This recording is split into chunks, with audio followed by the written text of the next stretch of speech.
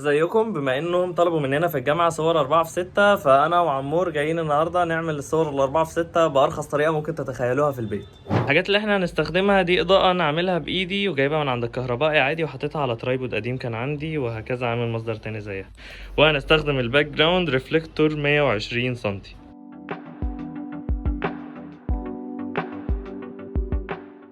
وهنا كنا جهزنا السيت اب خلاص، وبدأنا نقعد كريم صاحبنا ونظبط البوزيشن بتاعه، وبدأنا نجرب أول صورة ونحاول نشوف النتيجة بتاعتنا طالعة عاملة ازاي.